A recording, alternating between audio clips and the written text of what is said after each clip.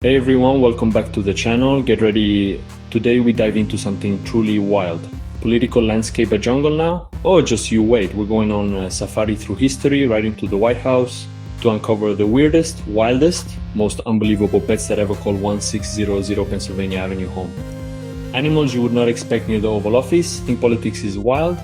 Wait until you hear these presidential pets. This is going to be hilarious, I promise. Before puppy cams and presidential dog Instagrams, cute puppy cams, presidential dogs with Instagrams, we're going way back to strange companions, reptiles in the bathtub, exotic cats that were definitely not house trained, a side of famous leaders you've never seen. Grab your popcorn, get comfortable, prepare to have your mind blown by the secret menagerie of the American presidency. Quick note before the countdown: old-timey photos, illustrations, music, all copyright safe. We did the homework. Sit back and enjoy. Ready? Let's kick off our countdown of the wildest presidential pets in history. This is gonna be good. Alright, kicking off our list at number 10, we have President John Quincy Adams. Now, Adams was the 6th president, a serious guy, son of another president. You'd think he'd have, I don't know, a beagle, a nice golden retriever? Nope, get this. John Quincy Adams had a pet alligator. An alligator. I'm not kidding. And where do you think he kept this fine, scaly specimen? In the backyard? In a pond? No. He kept it in a bathtub. In the White House? Can you even imagine? You're a guest at the White House, you need to use the restroom, you open the door to the East Wing bathroom and bam, there's an alligator just chilling in the tub. Apparently, the alligator was a gift from the Marquis de Lafayette, the famous French general. What a gift, right? Hey John, thanks for everything. Here's a creature that can snap you in half, thanks Lafayette. I'll just put him in the guest bathroom, that'll be fun. Adams reportedly loved showing it off. He would take unsuspecting guests to the bathroom and just let them discover it. It was his little prank, a presidential prank involving a live alligator. That's a power move right there. You think your dad's jokes are bad?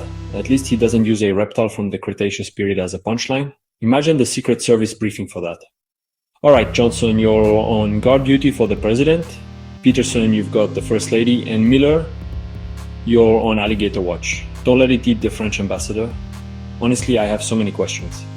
Did they have to Gator-proof the bathroom? What did it eat? Did it have a rubber ducky? The historical records are a little thin on the details, but the fact remains, for a time, if you went to the White House, you had to be careful which bathroom you used, or you might get the surprise of your life. An alligator in the White House bathtub. We are just getting started, folks. What a way to kick things off. Coming in at number 9, we have President Calvin Coolidge, or Silent Cal. He was known for being a man of few words, but his choice in pets, far from silent. Now, the Coolidges had a ton of pets, dogs, cats, birds, even a bobcat. But the star of their personal zoo was a raccoon named Rebecca. It's Thanksgiving, 1926. A supporter from Mississippi sends a live raccoon to the White House to be dinner. The Coolidges couldn't do it. They pardoned her. A Thanksgiving pardon. For a raccoon, not a turkey. They named her Rebecca, and she immediately became a beloved member of the family. She had the run of the White House. Fancy color reading White House raccoon, walks on a leash around the grounds. President Coolidge would often be seen with Rebecca draped around his shoulders. He even built her a little house in a tree on the White House lawn. She went to the White House Easter egg roll. She was a celebrity. Rebecca had a mischievous streak, unscrewing jars, opening cabinets, and she even developed a taste for soap. She was also known for escaping and climbing trees, sending the White House staff into a panic trying to get her down. Eventually, her wild instincts won out and she was sent to the Rock Creek Park Zoo. But for a glorious time, a raccoon destined for the dinner table lived a life of luxury as the first pet. Okay, we've had an alligator and a raccoon. Now let's talk about number 8, Theodore Roosevelt. This guy didn't just have a pet, he had a whole ecosystem, a menagerie, a straight up zoo. If you thought Coolidge had a lot of animals, you haven't seen anything yet. The Roosevelt White House was like a pilot episode of Wild Kingdom. He was an avid naturalist and hunter. He brought that energy into the Oval Office. Let's run through a partial list of their pets. Dogs, cats, guinea pig, fighting Bob, guinea pig. Father O'Grady, a pony named Algonquin Quentin, once took Algonquin up the White House elevator to visit his sick brother, a badger named Josiah, a flying squirrel, a garter snake named Emily Spinach. I'm not making these names up. Emily Spinach. That sounds like a character from a children's book, but it gets weirder. They had a small black bear named Jonathan Edwards, a lizard, a pig named Maud, a macaw, and get this, a one-legged rooster. I don't know the story there, but I respect it. a rooster with one leg, just hopping around the most powerful house in the world. But the crown jewel of this chaotic collection, a hyena. Yes, a hyena. It was a gift from the Emperor of Ethiopia, a laughing hyena. In the White House, can you imagine the sounds at night? The rooster crowing the pig, oinking the hyena, laughing maniacally down the hall. It must have been absolute chaos. The Roosevelt kids were famous for smuggling their pets all over the building, terrifying foreign dignitaries and staff members alike. Theodore Roosevelt's presidency was known for being larger than life, and his collection of pets was no different. It was a true reflection of his adventurous, untamed spirit. The man contained multitudes, and so did his backyard. Get ready for this one. At number 7, we have a story that is so wild, it sounds like something I'd make up for a sketch. We're talking about Andrew Jackson Old Hickory, the tough as nails 7th president, and his pet parrot, Paul. Now, Jackson loved this parrot. He bought Paul for his wife, Rachel, but after she passed away, Jackson took care of the bird himself. They were companions. Apparently, Jackson taught the parrot a few things, or maybe the parrot was just a really good listener.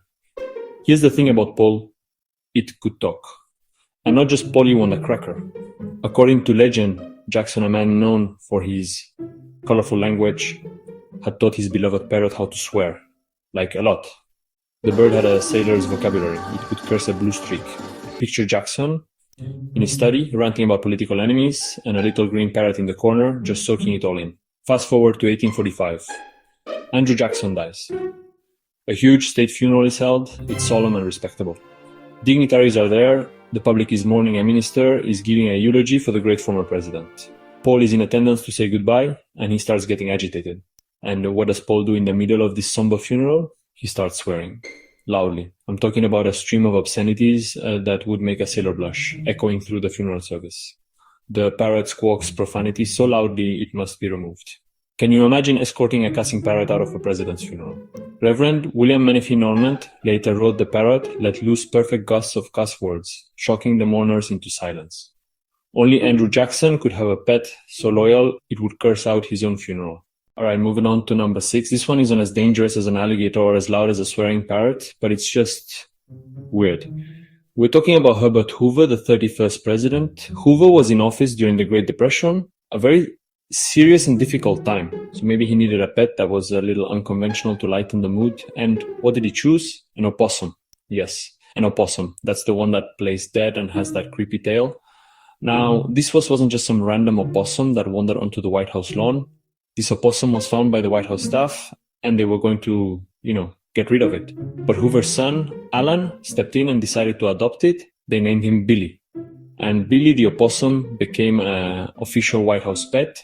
This is so strange to me. When I see an opossum, I'm not thinking OW pet. I'm thinking, rabies and trash cans. But the Hoovers love Billy. They built him a special enclosure. He became a bit of a media sensation, which during the Depression was probably a welcome distraction.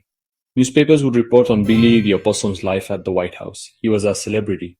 For a while, Billy was even more famous than the Hoovers other dogs. They even tried to use Billy's fame for a good cause. There was a high school in Mississippi whose mascot, an opossum, had gone missing. The Hoover family offered Billy as a replacement. Think about that. The President of the United States is offering his pet opossum to a high school. The school politely declined, thankfully, and Billy got to stay at the White House. But then Billy himself disappeared, just vanished. The White House put out a press release about the missing presidential opossum. It was a whole thing. Eventually, they just got another opossum to replace him. An opossum dynasty. It's an odd choice for a pet for sure, but in the tough times of the Great Depression, maybe a weird. Grinning opossum was exactly what America needed. We're cracking the top 5 now, and the animals are getting bigger and a lot more dangerous. At number 5, we have Martin Van Buren, the 8th president, and his pets, a pair of tiger cubs. I repeat, tiger cubs. This isn't a joke. In 1835, the Sultan of Oman sent a gift to President Van Buren. And that gift was 2 baby tigers. Merry Christmas, Mr. President. Here are 2 apex predators. Now, Van Buren was apparently delighted. Who wouldn't be? They're baby tigers. They're adorable. He planned on keeping them at the White House. He was ready to be the Tiger King of Washington, D.C. He had visions of these majestic beasts roaming the presidential grounds. Can you imagine? The White House with a warning, beware of tigers, sign out front. The Secret Service would need more than just dark sunglasses. They'd need tranquilizer guns and giant nets. But as you might expect, not everyone was thrilled with this plan. Specifically, Congress, they got wind of the fact that the president was keeping 2 tigers as personal pets, and they were not having it. They argued that the tigers weren't a personal gift to Van Buren, they were a gift to the United States of America, and therefore they belonged to the people, not the president. A huge debate started. The great tiger debate of the 1830s. Van Buren fought to keep his cubs. He really wanted them. But Congress was relentless. They basically said, Mr. President, you cannot keep tigers at the White House. It is a matter of public safety, and also they're technically government property. After a long back and forth, Van Buren finally had to give in. He was forced to donate the tiger cubs to the local zoo. So he only had them for a short time, but for that brief, glorious period, Martin Van Buren was the proud owner of 2 tiger cubs, and Washington, D.C. was one step closer to being a real-life Jungle Book. Coming in at number 4, we've got one of the founding fathers himself, Thomas Jefferson, man of science, a man of reason, the author of the Declaration of Independence, and for a brief time, the guardian of 2 grizzly bear cubs. Yes, grizzly bears, the kind that can weigh over 800 pounds and stand 8 feet tall. This is next-level presidential pet ownership. We've gone from alligators in the tub to actual grizzly bears on the front lawn. So how did Jefferson end up with two future giants of the forest? Well, they were a souvenir from one of the most famous expeditions in American history, the Lewis and Clark expedition. Meriwether Lewis, William Clark Jefferson had sent Meriwether Lewis and William Clark to explore the newly acquired Louisiana Purchase. And on that journey, they encountered new plants, new animals, including the formidable grizzly bear. As a gift for the president who sent them, Captain Zebulon Pike, another explorer, sent 2 cubs back east. The cubs arrived in Washington, D.C. in 1807. Jefferson was fascinated. He was a scientist at heart, remember. He built a special enclosure for them on the White House lawn, right on the South Lawn, I believe. For several months, these 2 grizzly bear cubs lived at the president's house. Tourists and Washingtonians would flock to the gates to get a glimpse of these incredible creatures from the wild, untamed West. It was a living, breathing symbol of the nation's expansion. But as you can probably guess, grizzly bear cubs don't stay small and cute forever. They get big, and they get dangerous. Jefferson knew he couldn't keep them. It was a temporary exhibit. After a few months of being the most famous and fearsome residents of D.C., Jefferson sent the bears to a museum in Philadelphia run by his friend Charles Wilson Peale. It was probably for the best. But it's an incredible image. Thomas Jefferson looking out his window, watching 2 grizzly bears play on the same lawn where they now hold the Easter egg roll. At number 3, we have a story that's less about a single weird pet and more about a whole flock of them.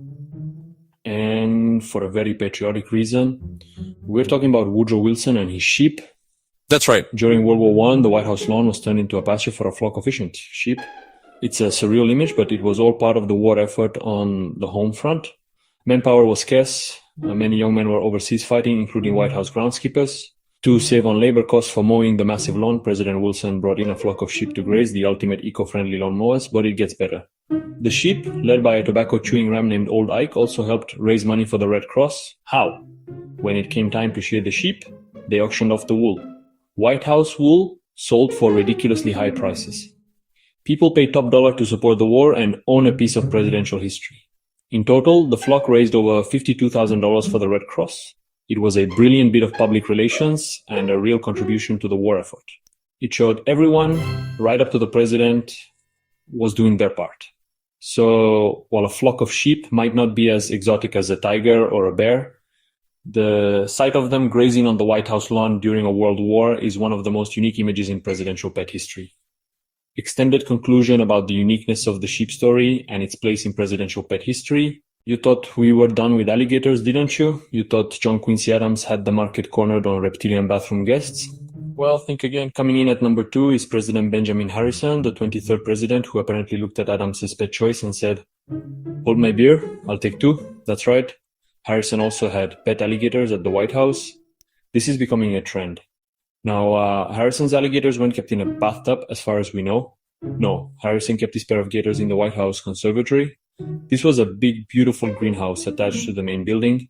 It was filled with exotic plants, flowers, and for a time, 2 alligators. They just roamed around in there. It was their own personal, humid, tropical paradise right in the middle of Washington, D.C. The story of how he got them is a little fuzzy. Some say they were gifts. Others say one of his sons brought them back from a trip.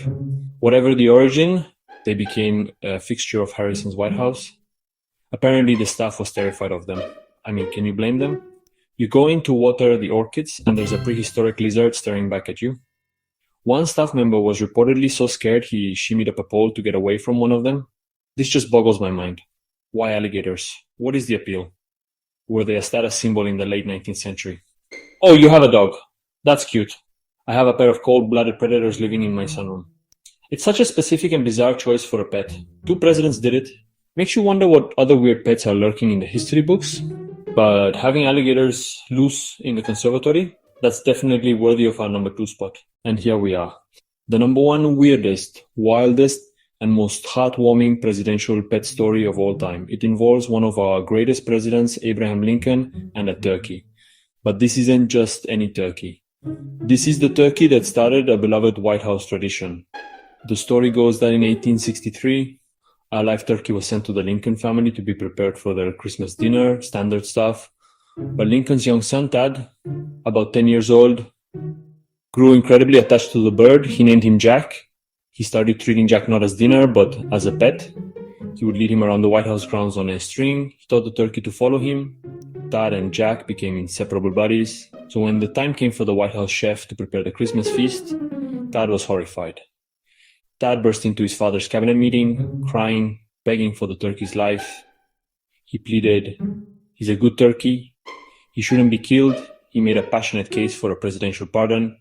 Abraham Lincoln, in the middle of the Civil War, with the weight of the nation on his shoulders, stopped everything to listen. And what did Lincoln do? He granted the pardon. He took out a card and formally wrote a stay of execution for Jack the turkey. Jack was spared and lived out his days as a cherished pet. This act of kindness from a father to his son is widely considered the origin of the annual presidential turkey pardon we see every Thanksgiving. So not only is it a weird story, a pet turkey in the Civil War White House, it's also the foundation of a famous tradition, a story of compassion in a time of conflict. And that's why Jack the Turkey is our number 1 presidential pet. Extended conclusion about Jack the Turkey's significance and heartwarming nature. And that's our countdown. From alligators in the bathroom to a turkey that changed history, the White House has been home to some truly unbelievable animals. Alligator, turkey, raccoon, hyena, parrot. It just goes to show you that behind the serious portraits and the landmark decisions, these presidents were people too. People who, for some reason, really liked weird pets. It adds a whole new, a hilarious layer to American history, doesn't it? I'll never look at the White House Conservatory the same way again. These stories are a great reminder that history isn't just dates and battles. It's full of strange, funny, and deeply human moments. Each of these pets tells us a little something about the presidents who owned them, from Roosevelt's adventurous spirit to Lincoln's deep compassion.